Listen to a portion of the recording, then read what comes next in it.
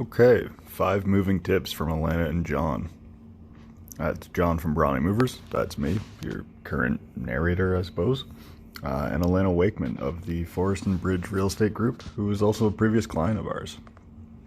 So, moving can be both exciting and stressful.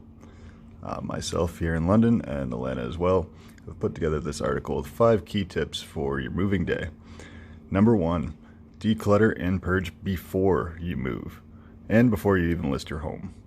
You want your home to be in the best condition possible when buyers walk through, and one of the easiest ways to do this is through decluttering. Alana advises to start packing before you even put your house on the market. If you're moving anyways, you're getting a head start. In boxing things up, like off-season clothing, sentimental keepsakes, and any other items generally not needed on a day-to-day basis, you're helping to showcase your home's potential. I add that you should purge before you move because it doesn't make any sense to move things that you're going to throw out anyways. Countless people do this with the stuff in their basement. If it's still in a box from a previous move, consider donating it.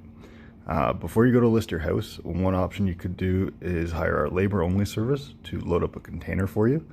And then you can use that as you're getting ready to stage your house and just get some things out because you really don't want to have much cluttering things up. You really want to depersonalize before you're staging. At least that's what I'm told. I'm not an expert there, but Alana can probably help you. Number 2, it's a big one. Label the sides of your boxes. If you only label the top, we're probably going to carry more than one box, and it's a lot easier to see a sticker on the side than to put it into a color-coded room for you. So a lot of people will only write on the top of their boxes, and then we have to, once we've stacked them on the truck, we're unstacking them, and we've got to double check and read them again. It's one of those little things that isn't very efficient. Color-coded stickers, however, save you from having to write out the same thing a million times. And you can also just put a color on your door, and then the guys will know which room to put items in without asking every single time.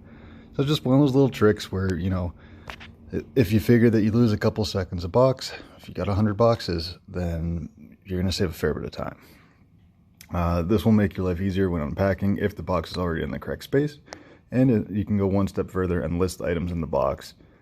You'll know which ones are priorities to unpack and which ones can wait.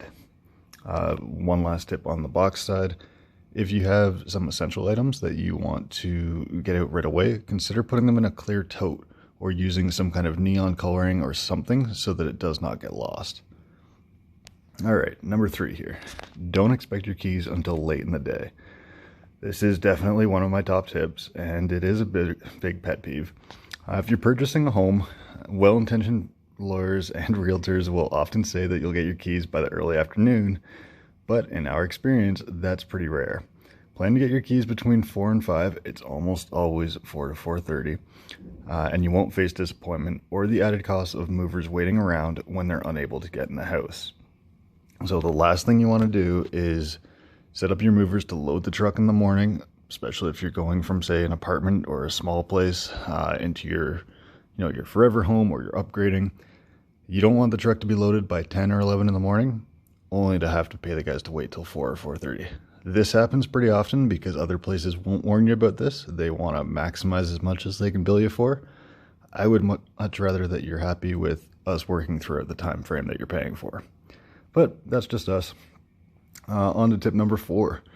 Don't schedule your move right on closing day. Going hand in hand with tip number 3, it's even better if you can schedule your move for a completely different day than the day you get the keys. Alana suggests doing the same for any furniture deliveries, utility connections, etc. If there's a delay with getting into your new home on closing day and you have these things scheduled, not only will you be frustrated and stressing out trying to coordinate all or rebook, but you may face additional costs. I think we kind of covered that on the last tip. Number 5, check under the bed. So I have definitely seen some interesting things in my day when moving beds and mattresses. It is an overlooked spot to clean before we come in, but in addition to finding that lost t-shirt or book you borrowed from a friend 3 years ago, it can save some embarrassment if there's some more personal items in there. Moving is a pretty intimate experience. Moving someone's bedroom, you can learn a lot about them. We'll leave it at that. As in any situation, the best way to have a successful, stress-free experience is to have knowledgeable professionals working with you. Feel free to contact Alana for any realtor needs or myself for any moving needs. You can learn more about Brawny Movers on Brawny Movers, BRAWNY Movers, MOVERS.com. On our Book Now page, 99% of your questions will be answered.